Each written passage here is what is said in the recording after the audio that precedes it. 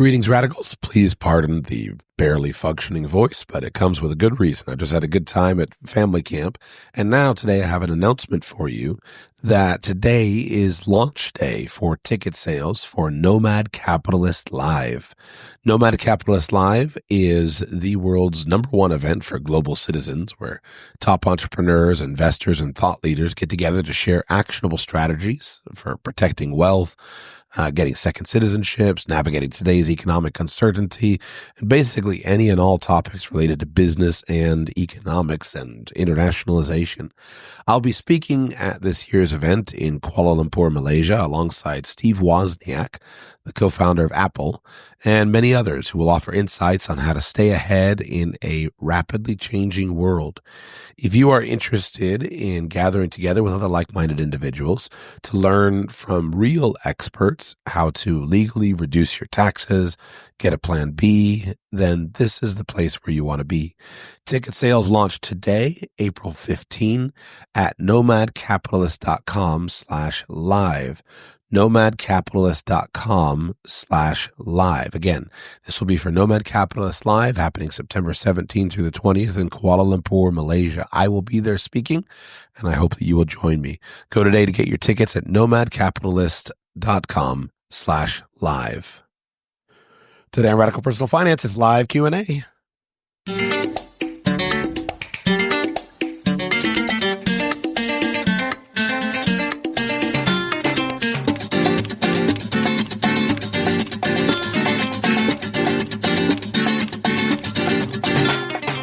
Welcome to Radical Personal Finance, a show dedicated to providing you with the knowledge, skills, insight, and encouragement you need to live a rich and meaningful life now while building a plan for financial freedom in 10 years or less.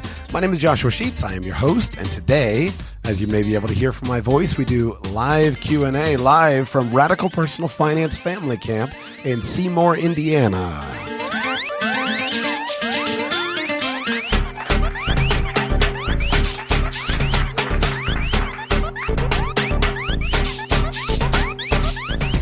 Been here together in Seymour, Indiana for the last 3 days. Me and about 275 of my closest friends.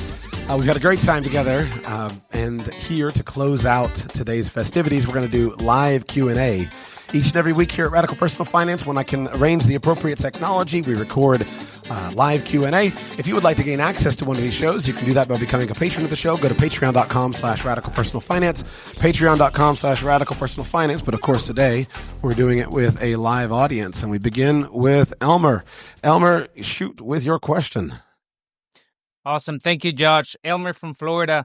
So thanks to the guidance that I've had from you for the last 10 years, my wife and I were able to become financially independent probably 2-3 years ago. And so the question that I have has to do with prioritization. So I moved to the States when I was 16 years old, and there was a lot of people that helped me in my journey.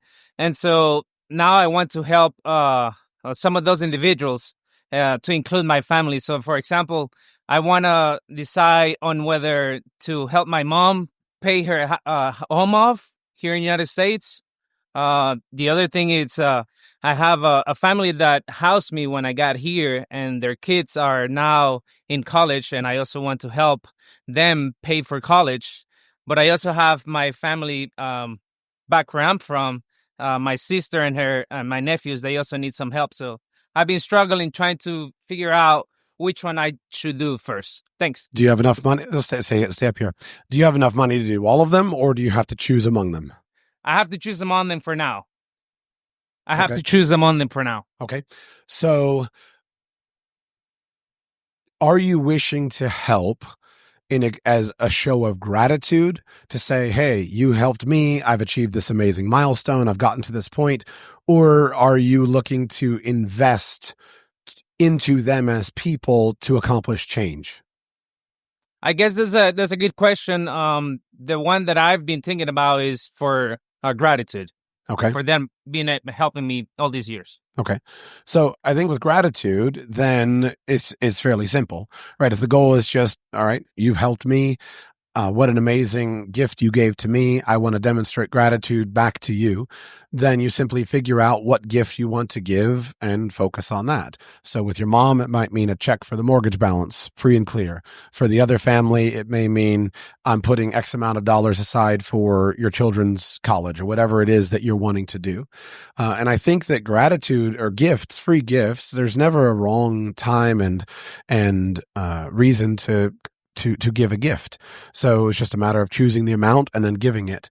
The distinction between a gift and an investment, as I would see in this context, is that the gift is one time. It's clearly understood that it's one time. This is something that I want to do to bless you. You didn't ask for it. This is just a gift. The biggest danger with getting involved with family financially would be creating some kind of dependency relationship. But as long as it's just a one-time gift, no strings attached, then I say you give the money, just choose the amount of money. Awesome. Thank you. Who's next? Just come on up. Come on up to the microphone. Hello, Joshua. Zach from Michigan. Mm-hmm. Welcome. And we all had a great weekend. This is a really great event, and we learned a lot about Dynasty, and I know I have actions that I want to put in place for my future descendants. My question is really revolving around, what do you do when you're kind of in the middle of that, on the receiving end, to make sure that your family can stay whole? There's not bad, broken relationships, bad feelings, and the things you can put in place to ensure that there's no animosity that builds up when it should be a blessing. Yeah. I think that's probably where a lot of us are, right? Where our parents' generation, they have resources. We're not starting from scratch. We have to build things up. But we may not be inheritors of the Rockefeller Foundation, but we are receiving a lot. I think the most important thing to focus on is family culture and to invest into family culture. The family that hangs out together, that has good relationships, that plays together. I think that's the family who, when they sit down around a big boardroom table to decide what to do with the money, is going to have a much better outcome. And yet many families don't spend much time together. Even my own family, my family is scattered. We're in different places, and it's hard work to get everybody together.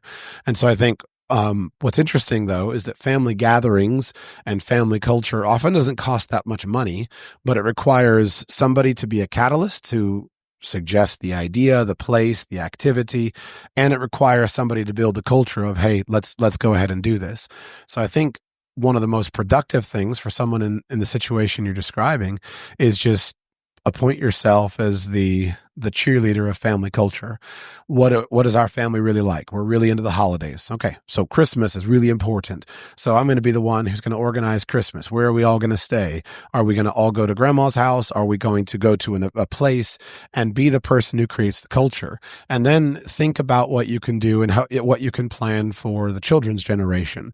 Because a lot of times, as you get older, if the adults don't have activities or children in common, then there's not going to be a strong family culture. But if you've got the third generation, the children, then make plans so that people can have a good time together. And if you have a good time together, then you have a greater opportunity for us to say, hey, we've got an opportunity to spend time together. We've got an opportunity to hang out. Let's deepen the relationships, and then look to see how could we work together and be the person to kind of promote those ideas. I think most people want to work together with family, but a lot of families don't even have the basics of relationship to start from. Yeah, I would say one of the hardest things is taking that jump into the serious conversations, without certain people feeling alienated and things like that. Right. Step up to the microphone. Oh, closer, yeah. So making sure that people don't feel alienated and things like that when you bring up the hard conversations of what would be a hard conversation in your family? Well, inheritance, as far as what should we do with the money? I make sure my parents understand, like, they have a vision for it. So sometimes that's not even fully communicated. Yeah. In sales, the trick I learned years ago was this: the person who asks the questions controls the conversation. Mm-hmm. So you can kind of innocuously ask a question. Hey guys, I was talking to my financial advisor and he said, I have to go home and talk to my family about much better. I just went to family camp, and this is a cool thing that this podcast that I listen to does. And we talked the whole weekend about dynasty planning. And my financial advisor at that conference said, I have to go home and I have to catalyze a conversation about our family identity, right? So what are we doing? Like, what do we mean? What does the Barber family stand for? Who are we? What do we want to accomplish? And just ask a question and then set it there. And usually a question well asked starts a conversation. You can start to smoke those ideas out and then ask the questions in private. So, Mom and Dad, what's your plan? And I think there's often this irrational fear of, they're going to think I'm trying to talk about inheritance because I want it. And you get to a certain point and like, that's clearly not the goal. The goal is just simply to catalyze the good conversations. All right. Thank you, Joshua. Next. Hi, Josh. Welcome, Ryan. Ryan from New Hampshire here. Just wanted to start by saying thank you for hosting this wonderful event. We came last year and we came back this year, and really unique event. One of the most unique events we went to last year and this year too.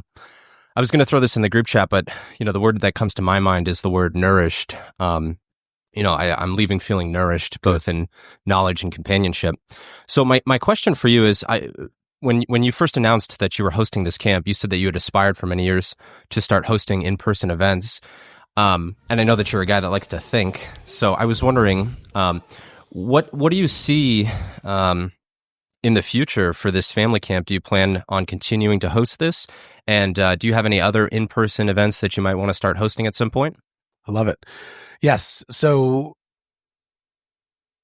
I've envisioned a whole bunch of interesting events, and basically my approach to life is try to figure out what I would want to do and what I would want to go to. And I figure if I want to do it and I want to go to it, then maybe other people would as well. So this camp is basically a version of that. I got so annoyed by going to business conferences and having to leave my family behind that I said somebody should create an event that has a serious business conference and yet brings people together to talk about serious things and yet has a great time for the children. And so the camp facility really, really makes that work. The finances of this event work because of this particular camp facility, where we have a good facility that works. So it allows me to offer the event at a very reasonable price. I'd like to make some money on it in the future, but this particular camp facility works. It's not easy for a lot of people to get to Indiana. And so we are open to moving it around to different places in the future. It's just a matter of finding the right camp. So if any listeners know anything about an amazing camp in Oregon or an amazing camp in Colorado where we could get, and somewhere between about 250 to 300 people would be ideal, a big facility, then I would be willing to move family camp to different places. I think it's probably best to keep family camp as an annual event and not try to put it together with, not try to do it every 6 months. Like the absence makes the heart grow fond. I think we all enjoy it if it's, say, once a year. So I'm willing to move it, but I think family camp, keeping that once a year would be a good idea. The next thing that in-person event that is not being met, that I'm not meeting right now, is a higher end event that would be adults only. And I have, so this has to be topical, and I've wrestled a lot with it. So if I want to go and make money on events, then the ordinary way for me to do that is to develop a killer seminar and on a certain topic. So it may be an amazing tax planning seminar. Let's get together for 2 days and I'll teach you everything there is about to know about tax planning. Or let's get together and talk about investment planning, things like that. And I've worked on a variety of those ideas. The problem is they just seem to always make more sense in a digital format. If you're just trying to have information, then it makes more sense to deliver that in a digital format so that people can consume it and take action on that. So if you're going to get together, I think if you're going to go to an event, the event should facilitate the conversation.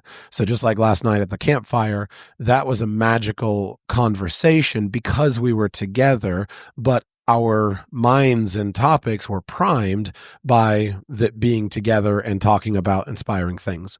So I think if I can do it, the topic I will focus on is philanthropy, because the biggest unexplored, undefined area of need for good financial content is that of philanthropy planning. I was so angry. I read last night the headline about Bill Gates says that he's going to give less than 1% of his fortune to his children. What an absolute waste an absolute waste.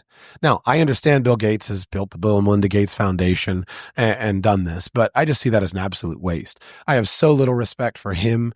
I have so little respect for Warren Buffett, all these guys that just go out and earn all kinds of money and don't follow through on the responsibility of actually making sure that stewards are in place for the next generation.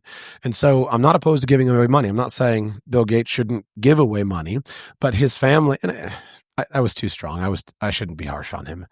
I don't know him. Let his children continue to give away the money. Right. You need, grandchildren continue yeah. to give away the money. Exactly. You need to establish a culture where you're continuing something. And the right and proper pathway for that is not to give family money away to strangers and not give it away to grifters who are going to come in and steal it all out of a bazillion organizations, but to give it to people who are entrusted with the family purpose, with the family goal. And yet it's become very popular for people to just say, well, I'll give money away. I think I mentioned this on a recent interview, but I had a client of mine that it angered me so much that this like noble Christian father who had built this amazing construction company, had all this money, had gifted all the shares of his business into a donor advised fund. He'd gifted it all away to go and like serve Christian causes.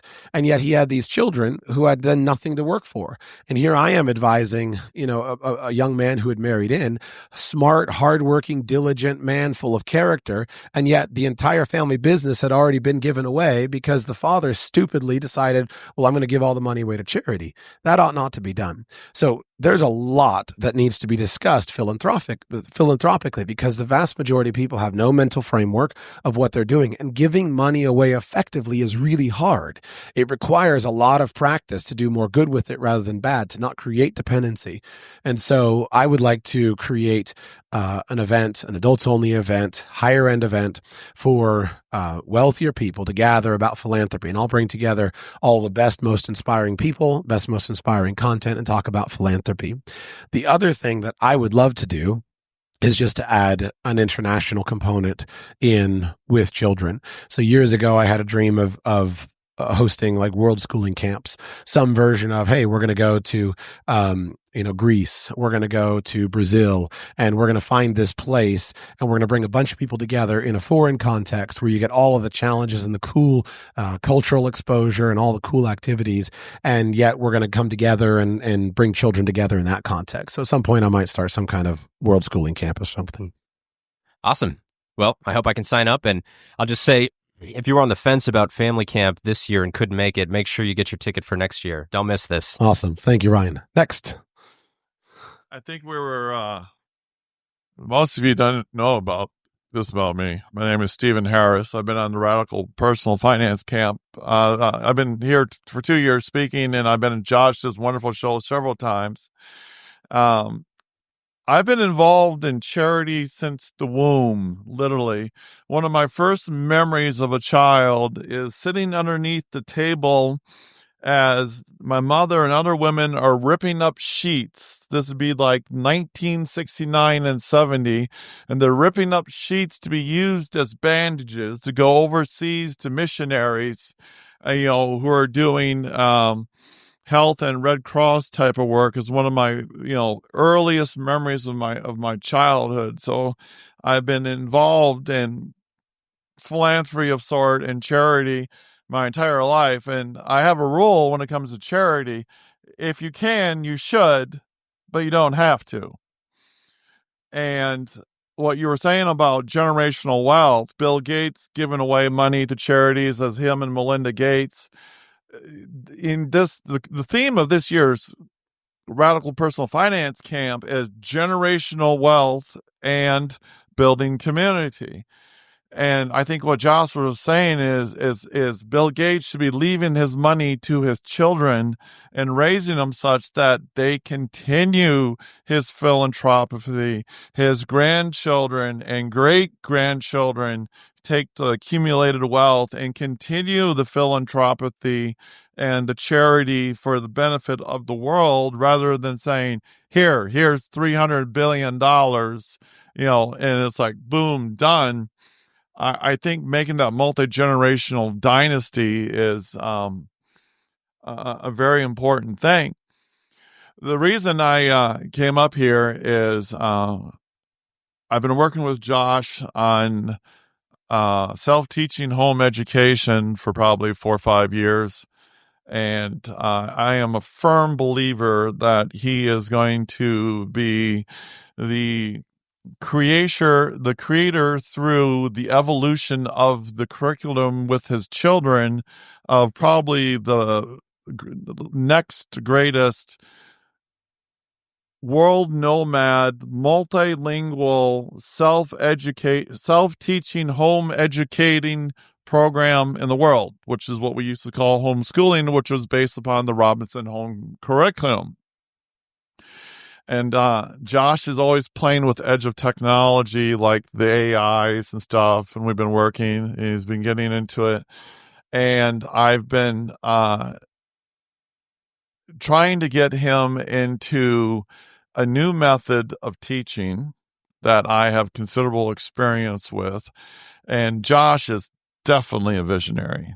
I mean, what you're here is you're seeing his vision and his implementation of it with you through his family, what he sees next, what he's growing into. There was one person here last year, it was so dynamic. He said, "You guys have inspired me greatly. I am going to buy a house, and I'm going to buy a house and host parties, and I'm going to meet my future Christian wife, and I'm going to marry her." And he did that all in 1 year. Yep, amazing. Attaboy, Ricardo. All right, Ricardo, way to go. A Navy submariner with his dolphins who was a nuke operator.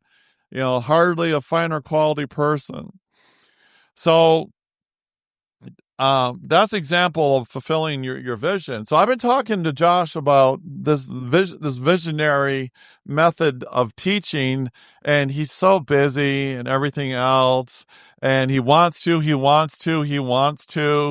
and where he lives, they really don't have Best Buys in Antarctica where it's just easy to go and get some of this stuff.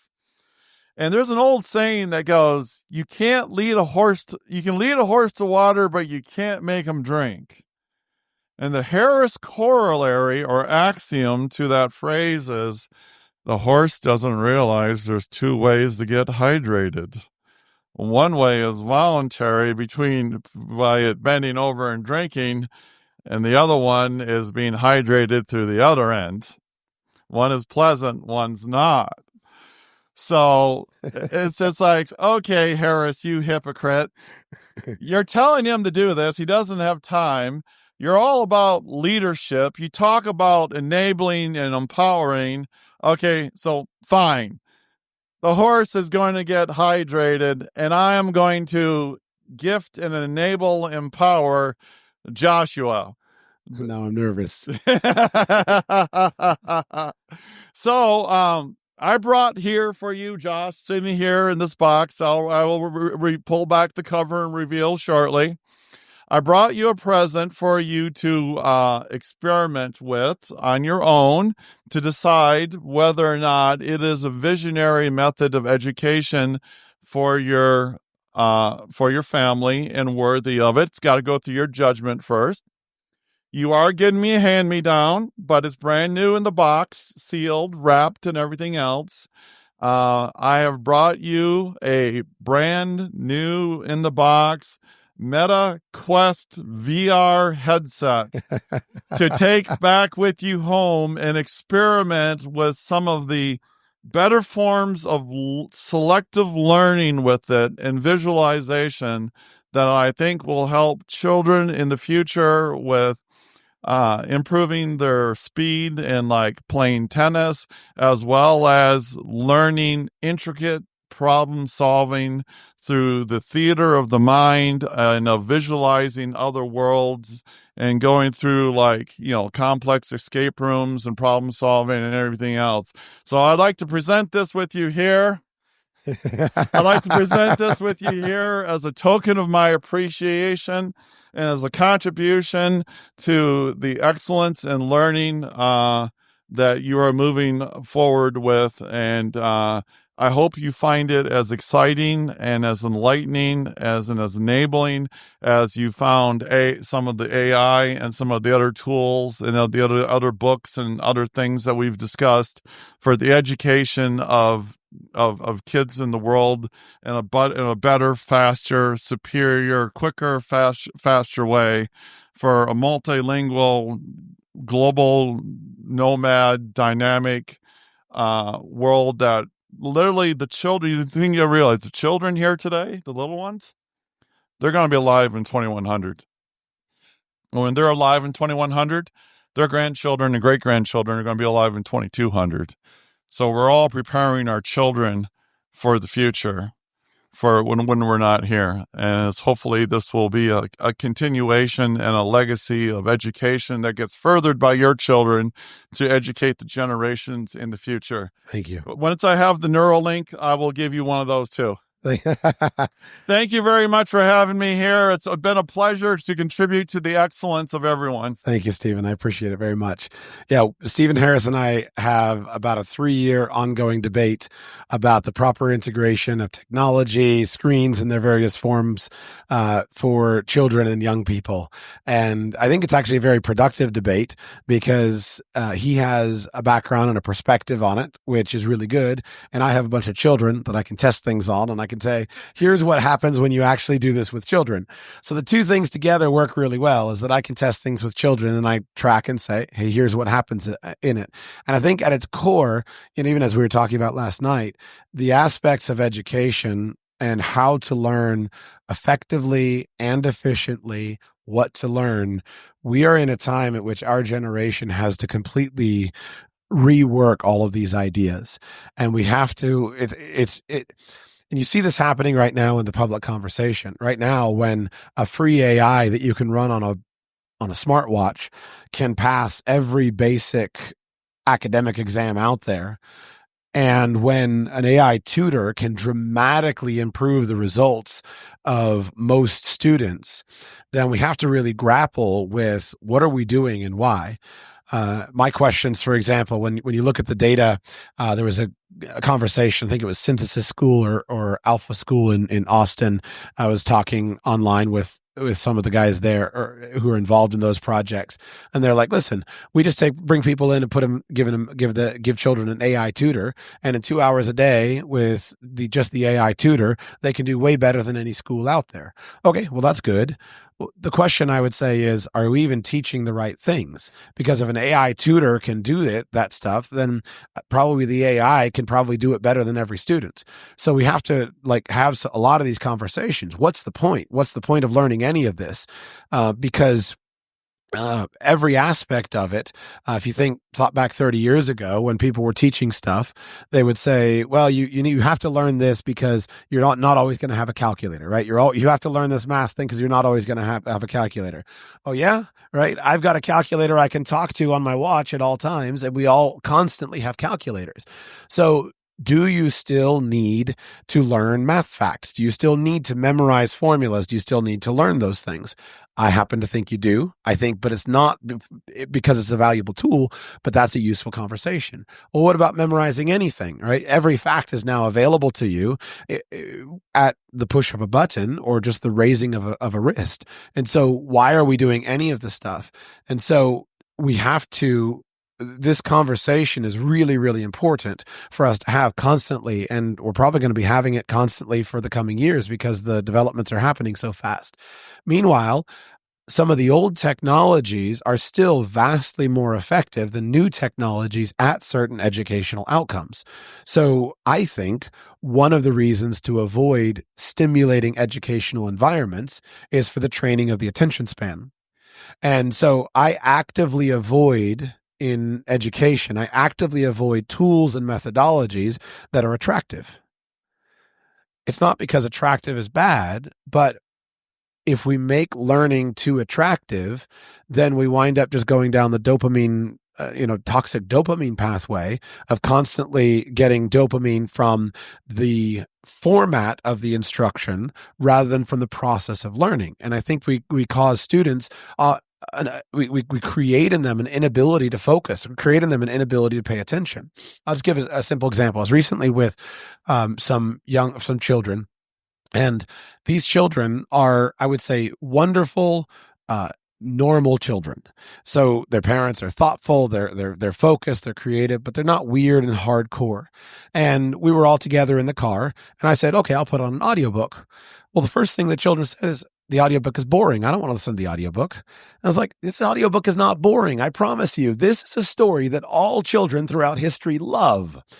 But what I observed is that even though they didn't keep complaining as loud once they got into a little bit, they didn't love it because it seemed to me like they were physically incapable of paying attention to a pretty modest audiobook of a really interesting topic. And I said, this is an example of what happens. And again, this is just a hypothesis. I don't know if it's true or not. I'm not judging anyone or any of these children, but this is an example of what happens when you haven't trained your attention span. But if one of our goals of education is to train a child's attention span, then in some circumstances, we're going to consciously choose things that are not stimulating. We're going to consciously choose things that are time consuming, that are linear, that require that, because what we're building is we're trying to build a student that can pay attention for a long period of time. In the world of today, as most people are just so addicted to dopamine nonstop, the person who can pay attention for a long period of time and do genuine deep work has a superpower. And I'm convinced that's just going to get more and more and more. Now, the problem is, there are educational technologies that are infinitely more effective than reading a book. And that's what Stephen Harris talks about. And that's where I think it's really important that we acknowledge that you can take a book and you can articulate, the structure of the cell, and you can have pages and pages and diagrams and things like that. Or you can put on a VR headset and be instantly transported right into the middle of the cell and see it and understand it and experience it on a wildly different level. And so things like virtual reality, especially integrated with advanced AI, this is absolutely going to play a fundamental role in the future of education and helping people become educated much more quickly, much more efficiently because of these tools. Because a picture is worth 1,000 words, a video is worth hundreds of pictures, and a VR immersion into an environment for the right subject at the right time is going to be so much more effective and efficient as a learning technology. But where and in what?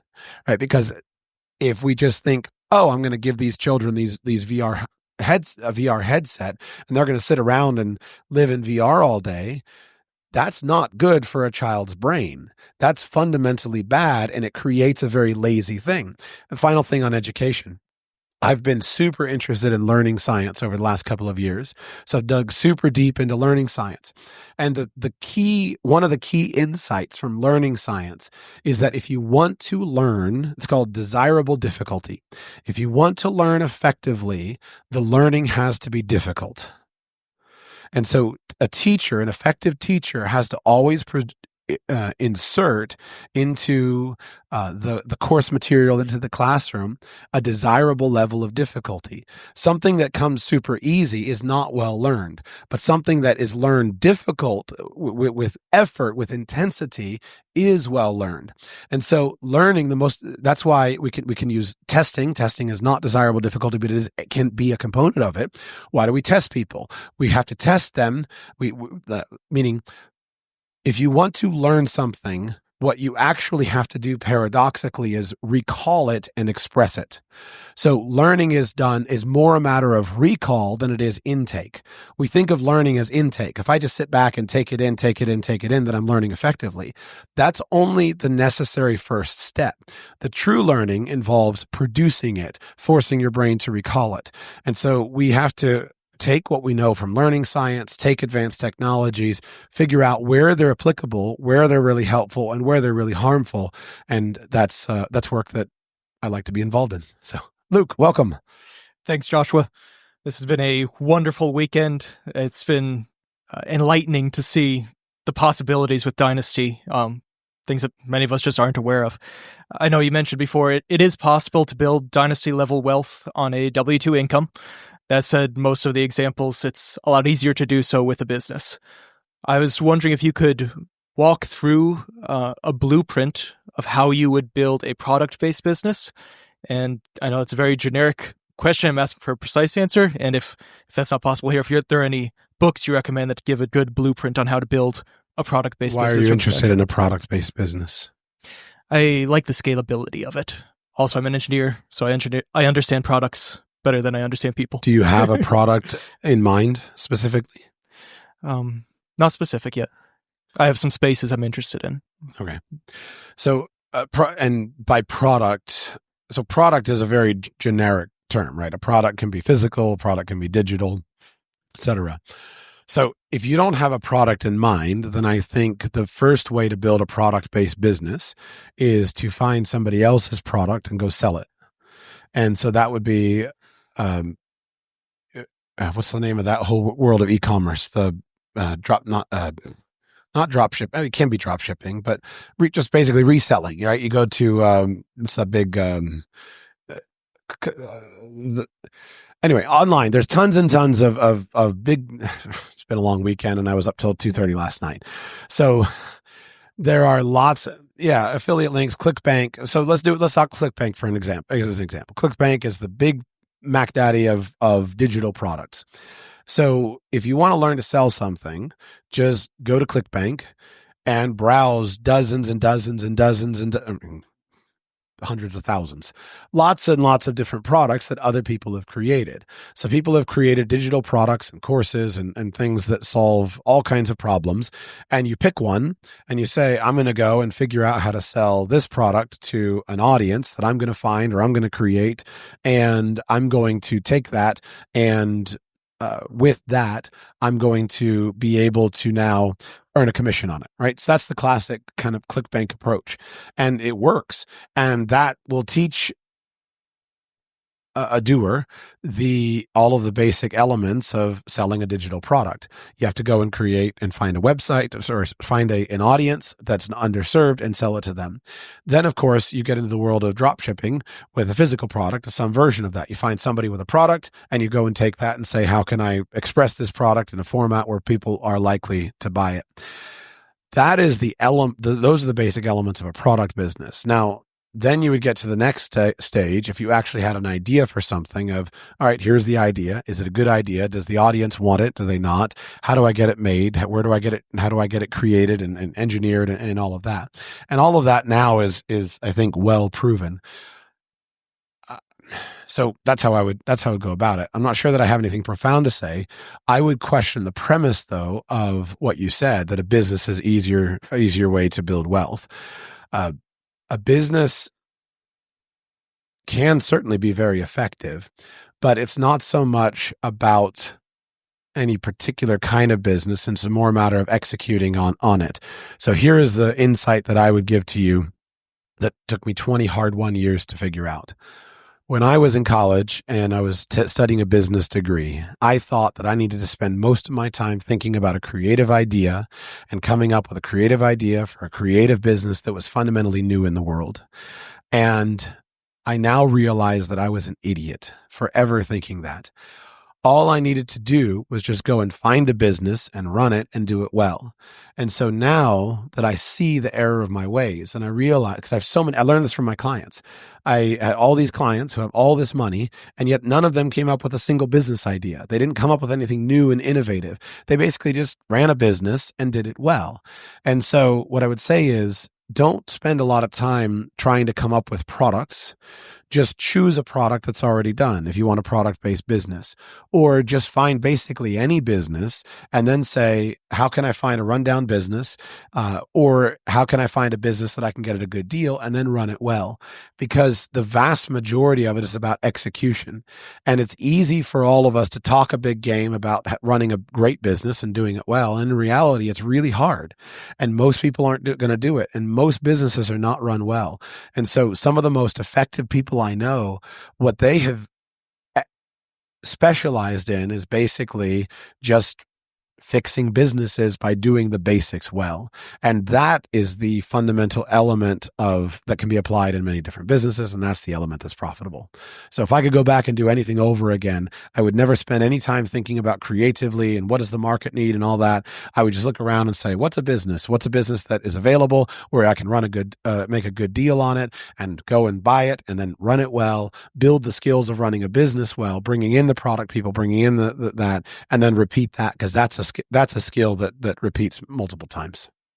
Great. Thank you very much. Anyone else? Go ahead. Come on up.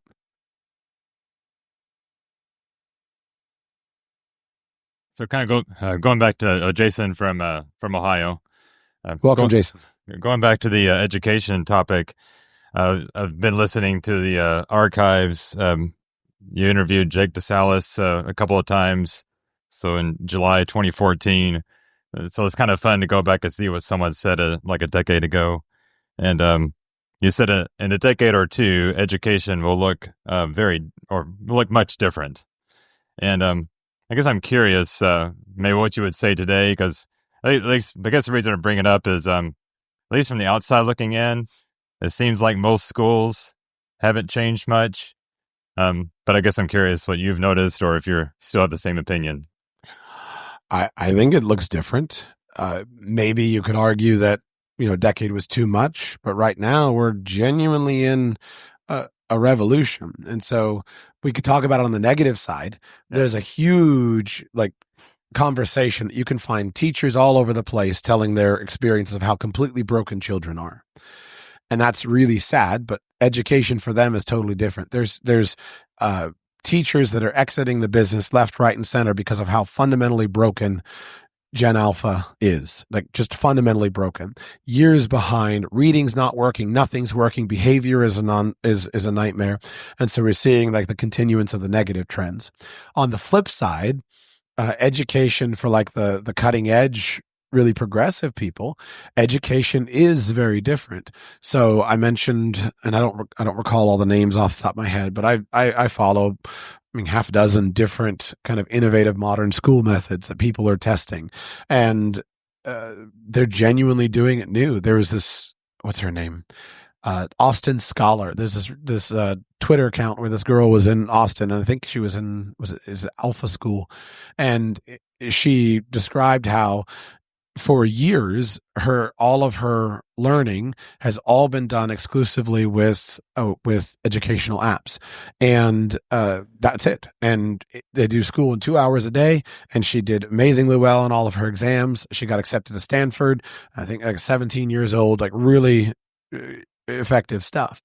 I look at math education, and Math Academy, of which I am a big fan, is has fundamentally transformed math education for everyone.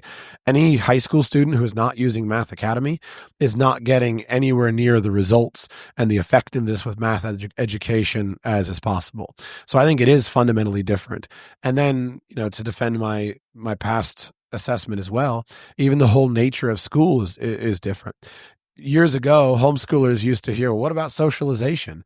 COVID completely changed everything. Where now homeschoolers never hear that. I never hear that question about socialization. Everyone knows homeschoolers. Everyone knows that homeschooling and socialization is perfectly, it's not even a thing. And so even the whole concept of homeschooling is so mainstream now that it's just very broadly done. So certainly, and then finally, actually, you know what? I feel really good about what I said 10 years ago. Here's the last thing. I'm not criticizing. Yeah, no. Because at first I thought, I probably messed it up. But in reality, I don't. I never in my life ever thought that the federal government would actually end the Department of Education. That has been, there we go. If my voice allowed me to whoop and holler, I would whoop and holler with you. That was something in my entire political life that every Republican said, we're going to end the Department of Education. We're going to end the Department of Education. We're going to end the Department of Education. And nobody ever, ever, ever did anything about it until right now, the current presidential administration has been following through in a very serious way on that. That is something that I just thought, that's since the 1980s, that has been the goal. And so I see that as a fundamental transformation of education, to finally get rid of the federal Department of Education and then allow the states to go back to their laboratory and test things. I call that a fundamental transformation. So I'm pretty happy with my prediction. Yeah, you could, and I guess the reason I brought up is like, it just seems like on the ground level, schools seem like they haven't changed, but maybe that is going to be different in the next couple of years. Like, I think it is. It's going to be forced upon them. And a lot of schools are trying new models. Flipped classroom is big. So I concede that many government schools still look like the same way that they did. But I think these big macro trend forces are making an impact. Cool. Yeah. Cool. Thank you. Love it. Joe, welcome. Thank you, Joe from Missouri. What you told Luke about running a business is the hardest thing. From running a scalable business, my hard thing is hiring people, trusting people to do the work for myself, for my wife, and managing those people. And so this is a simple one, not some really complex person, but from this conference, I realized I have to hire a virtual assistant. Like, it has to get done. I have to get things off of my plate to make my company run smoother, faster, and can work without my time always available. So how do you I don't know if you've ever hired a VA before, especially like a full-time VA, but the two questions that I would have would be, how did you decide what tasks they get, especially at the beginning? And then when do you decide that they have the trust level to have a little more of the reins, a little more control, to where if they do the wrong thing, it can damage you. You have to get up some level of trust before you would be able to do that. Yeah. I really wish you would ask me any question in the world other than this one, because I think if there's an award for the world's worst boss, I probably would get it. I could do that too. Okay. So I'm not sure why you and I have to sit here and have this conversation. And if literally anyone out here has insight on this, I will happily turn over the microphone. But being the world's worst boss has given me some insight and experience into what doesn't work, which is a good start, right? So we can learn a lot from bankrupt people about how to get wealthy, because we can learn what to avoid, and we can go from there. And I'm not actually kidding. Most of the biggest, my single biggest lost opportunity has come from not wanting to learn how to manage people well, because I always have prized my freedom. And whenever you build staff and build teams, you lose freedom. And ultimately, you gain a different sort of freedom, right? You gain scalability, you gain effectiveness, but you lose personal freedom. And so I prioritized for a long time personal freedom, and and it came with difficulties because of it. I would say first, I think we should question the premise of a virtual assistant. I really think that is a good place to start. That if we look at the value of a virtual assistant, it is a lot less than those who kind of put that word into the atmosphere promised. So if we went back to 4-hour work week in the early 2000s, when finally communication technology was good enough, the whole idea was we're going to be able to go around the world, and we're going to be able to hire, a whole bunch of Filipino VAs for $2 an hour that are going to do an amazing job for us, run our business, have everything go work really well. And they're just virtual assistants, and they work really cheap, and they do really good work. And then we're going to come back to today. I think as we've gone through the revolution of remote work, we've seen that remote work has its benefits, but it also has major downsides. And you see now in the press to get people back into the office, and even for us as individuals, I think that we shouldn't automatically choose a virtual assistant. Having an office and a physical space with a physical team that we interact with, so that we can lean our head back and say, hey, what are we doing? And put stuff on a whiteboard and all that, is really valuable. And if we're going to hire a virtual assistant instead of that, there should be a clear set of reasons why. And there are many good reasons, right? But there should be a clear set of reasons why. we're always better off if not all the workers are virtual. Then I think to actually figure out where to bring in those additional workers of whatever format, then we have to chart out the business. And so I think it begins with sitting down with a pen and a paper and charting out, making sure we understand the flows of what's going on. There is a really classic business book called The Goal. I forget the author's name, but it's like Reading 101. It's a business novel in MBA programs. And the whole point of that book is that in business, you always have to identify the bottleneck. So there's always a bottleneck, and that's where you're at. And so if you're analyzing your business, you sit down, you understand the flow through the business of people, of product, of money, things like that, and you figure out what is causing the bottleneck, where is the problem, and then that's where we should be putting resources. And if the resources that make sense are people, then we need to put people at that. But it needs to be for a specific purpose. So I think virtual assistants, generally speaking, are going to be best if they're hired for a specific task. And so then, depending on the task, that will determine what is the best way to do it. So I'll give an example. In my business, the bottleneck might be something like, I need a graphic designer. Okay. Well, for me to go and hire an individual graphic designer is going to be way less efficient than for me to go and hire a graphic design firm that gives me a stable of designers who are able to do something for me. So then if I just need graphic design and I hire a firm that has all of that, then I don't have a lot of management problems. I'm getting all the benefits of the virtual assistant, and they're just a team that's there all the time. So in your company, you would analyze and say, what is it that we need? And is there a service that we can hire where someone else is running the people, someone else is doing the hiring, someone else is doing that? If not, then you're back to, why am I hiring virtually? And if I need somebody who needs to be trustworthy, then it's easier for me to assess trustworthiness on a local basis. If you are trying to control access to information, then it's going to need to figure out a software suite, and how do we do this, and what's a credit card that has limits on it or whatever to do exposure. So I don't want to go too deep into it just because there's so many different aspects to it. What I would say is that hiring should just be done for the specific bottleneck, and then hire in the model that makes the most sense. And look, if you're going for a virtual assistant, look for a firm that offers contractual services so that you don't have to deal with, employment law in the Philippines, but someone else has just done that. Someone else has vetted the graphic design abilities or whatever those versions of it is, and just hire the service done, or look locally and hire someone locally. Or if that doesn't work, then go back to the virtual assistant. Right. Thank you. Anything else? Yeah, go ahead.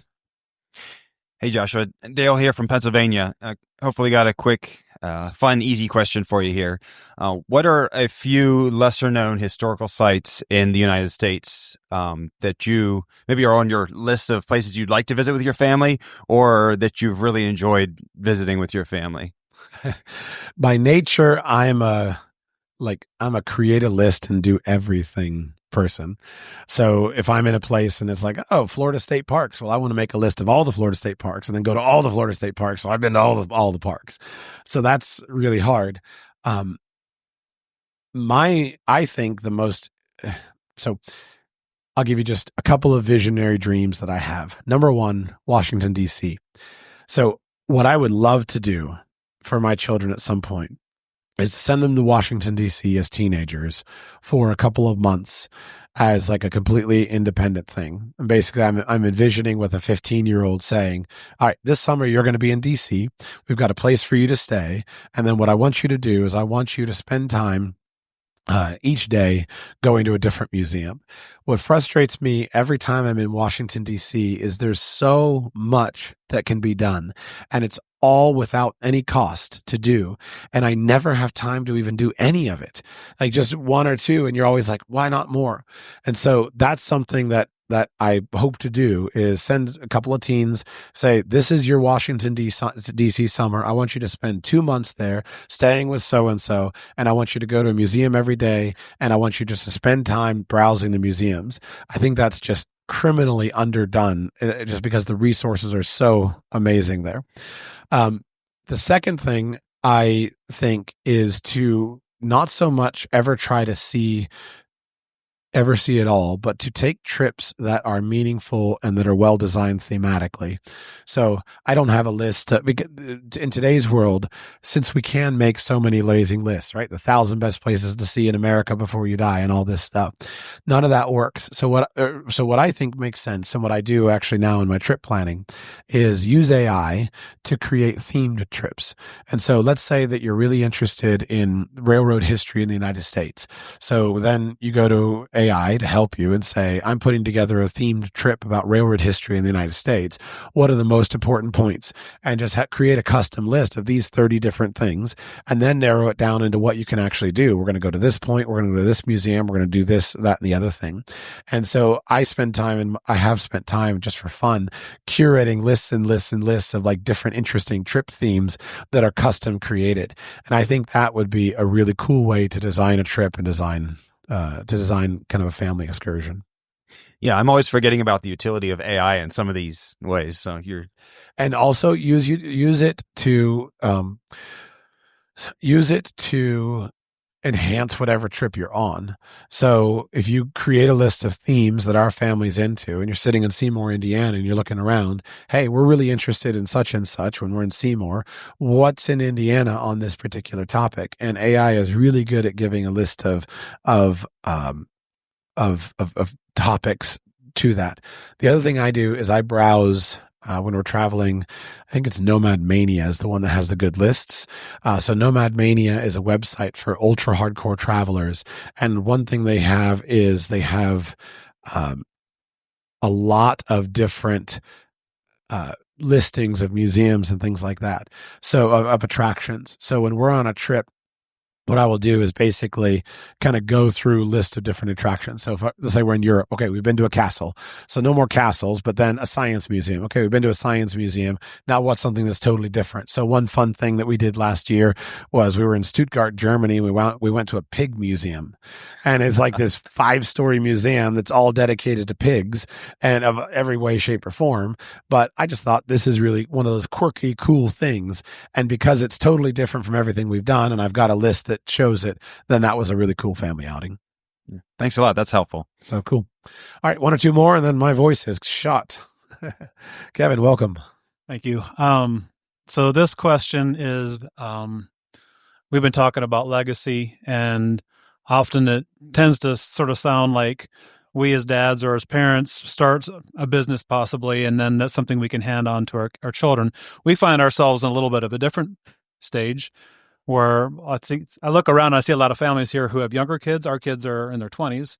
And we have a son, a 23-year-old son, who has started his own business developing solar-powered generators, and it's all been custom made. He builds the batteries. He does everything. So it's whether somebody wants something that's, if the grid goes down for several hours and they need to run the sump pump and the fridge and the freezer, they can immediately do that, or something that's complete off-grid.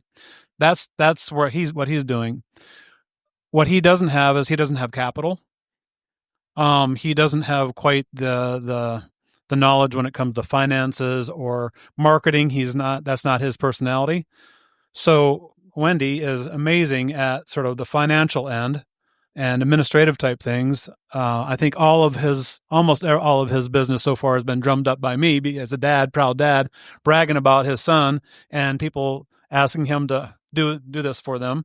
Now it's turning into, he's done enough projects where there's the word of mouth is getting around, and that's building. So marketing, I can do the graphic design. I can do a lot of the things in that way for him. My question is, how, as parents, how can we help him build his legacy? And what are ways that we can empower him? Maybe not so much just handouts like, okay, here's the money that you need to buy all this stuff and you can pay us back when you need to. But is there a place for a partnership? Or is that a sort of a sticky thing as parents and children get together? He's the one that knows how to do this. He talks about this stuff and it's way over my head, but we can help him in other ways. Is there a place for us? I'm a novice when it comes to this stuff. So maybe I'm not asking the right questions, but where I'm going with this, is there a way for us to empower him that he can be a successful businessman as we walk alongside of him, maybe even partnering in with him? Absolutely, there's a place, and it might be very simple. I'll give you an example. When I started Radical Personal Finance, there were two people that I know believed in me. I'm sure there were others, but there were two people that I know believed in me: my wife and my dad. And my dad and mom. But I don't think I told her much about it because she probably would have been scared. But I told my dad about it, and I was like, "This is what I'm going to do." He said, "I don't understand, but you can do it, right? Sounds good to me." And so for a son, like to have your dad believe in you and to say, "You got this, like you can figure this out," that in and of itself is something that can completely transform a young man's world, right? To have dad saying, "You know what? I don't know how to do that, but son, you are really smart. You're really hardworking and you got this." That is something that a lot of young men and a lot of young entrepreneurs don't have. Entrepreneurship is basically a system of moving from terror to inadequacy to terror. Like, it's psychologically horrific. All the time you're conscious of how terrible you are at everything that you're doing, how close to the edge you are, and how incompetent you are. Like, that's what it feels like. And what's interesting is an effective entrepreneur actually really never goes away from that. Dan Sullivan, who I consider the who is, as far as I can tell, the world's premier entrepreneurs coach, coaches all kinds of really high level entrepreneurs. He has a little booklet he has called the 4 C's. And basically the 4 C's, the point of the 4 C's is that he goes through and he says, a lot of times we expect that we'll develop confidence, then we will go ahead and take action. And it doesn't happen. That you have to exercise courage to go ahead and take action. And then after you do that, you'll develop competence over time. And then later you'll have confidence. But at every stage in life, you constantly are having to exercise courage, because every single time, it's like when I hit publish for this camp and on it, and I had it already, I was like, nobody's going to come. Everybody had a terrible time last year. It totally sucked. I was too late with the announcements, and I just constantly, like, everything bad with it.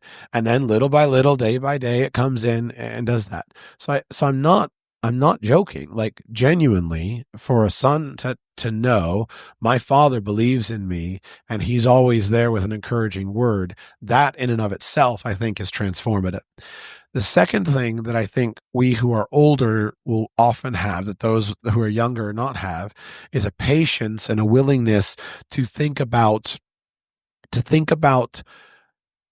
recognize that we can think our way slowly through problems.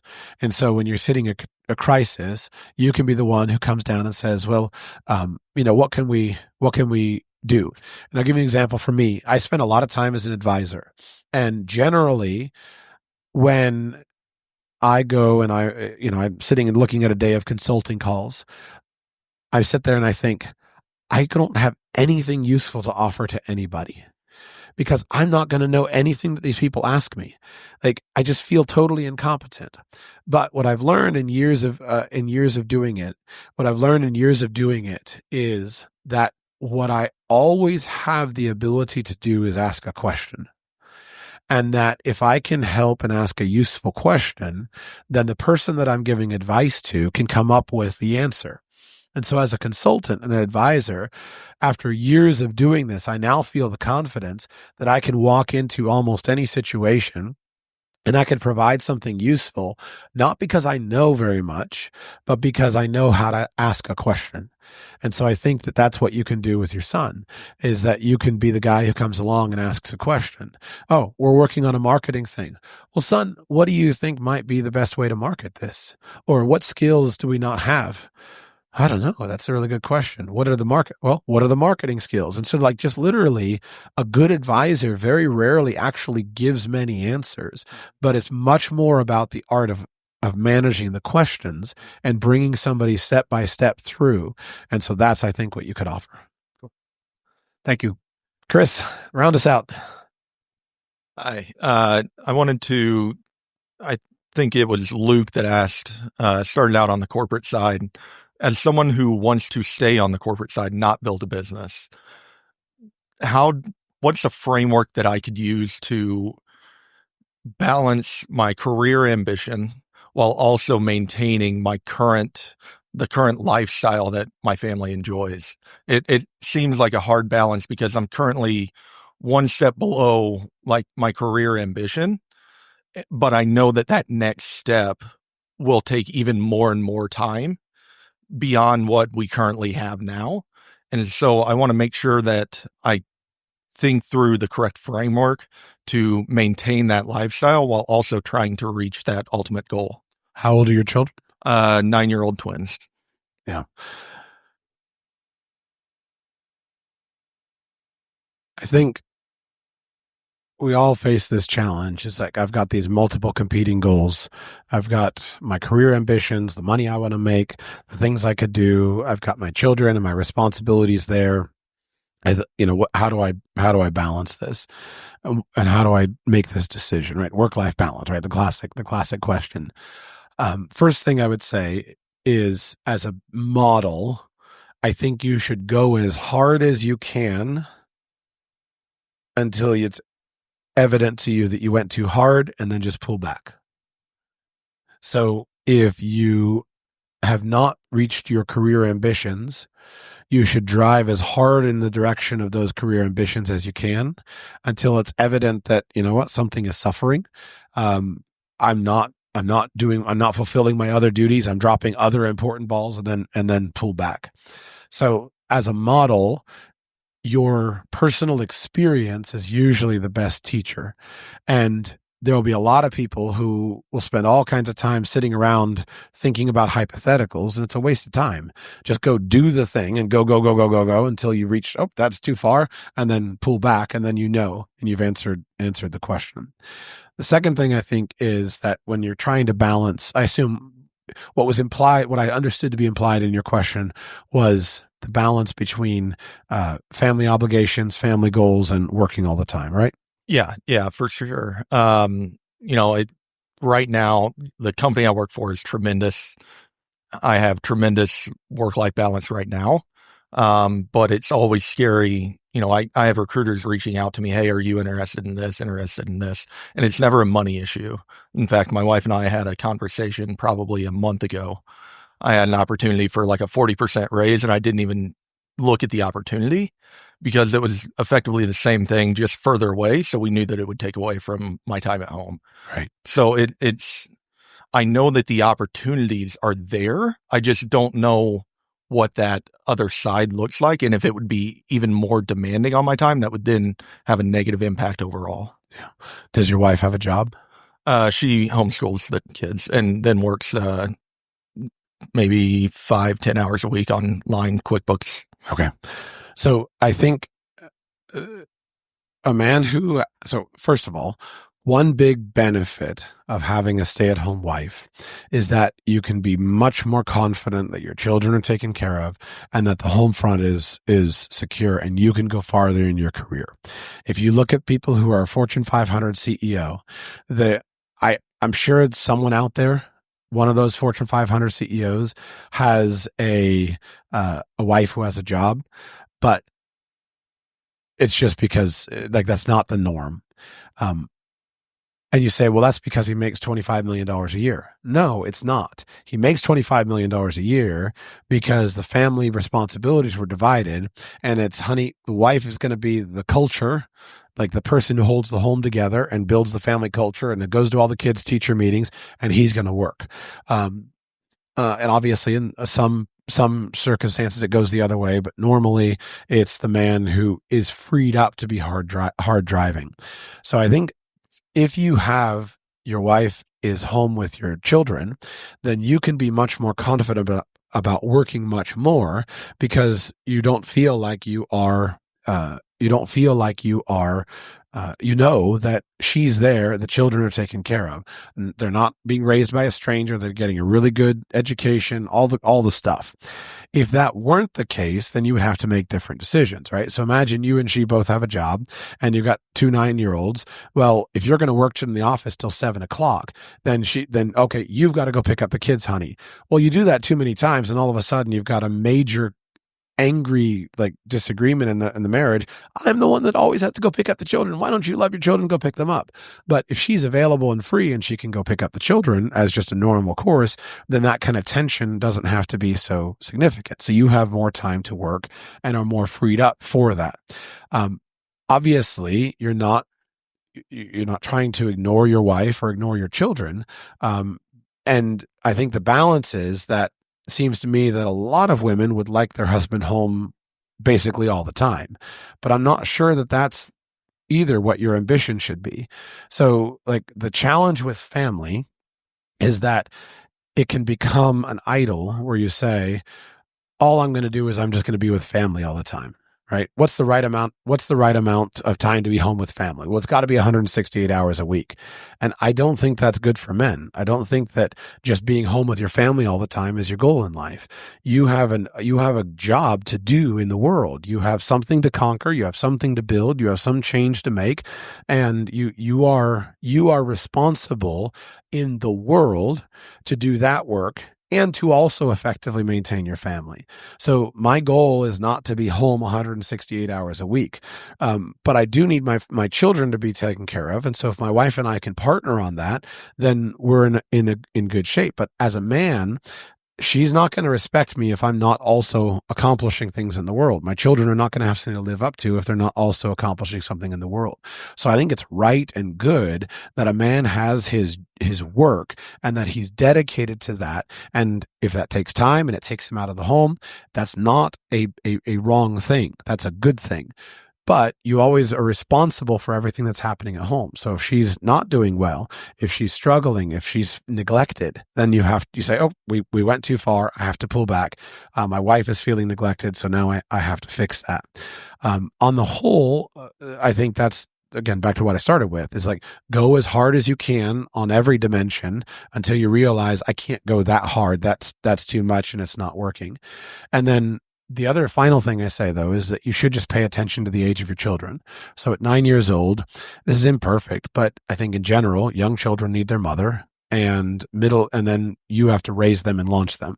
So when you get to the age of 9, you're starting to get to the point at which your involvement and availability in your direction of your sons is going to be much more important than her input up till now. And so, let's say that fast forward 4 years and you've got a pair of 13-year-olds. Well, for you to just be living on an airplane and you fly out on Sunday night and you fly in on Friday night, that's not a good plan for that stage of life. So you defer that kind of job until 10 years from now, right? When the boys are launched and they're older. But if we're just talking about, okay, I've got something that's going to be 55 hours a week or whatever, then you can handle that as long as you have appropriate balance. So I just think pay attention to the age of your children and your responsibility at that point. And from, 10 or 11, 12 to 17, be really available. But the key thing also is in that age, normally your children are going to have their own activities. They're going to have their own things that they're doing. They're going to be in school. They're going to be running their own schedule out and about. So on the whole, my issue is that time obviously with children is really important, but your work is also important. And so, go as hard as you can in the direction of your work and ambition until you went too far, and then pull back. Thank you. All right. I can barely talk now. I just want to thank you all in the live audience for being here. Thank you all so much for coming to the event. Thank you to all of you on the podcast for being here. And thank you so much. I'll be back with you very soon.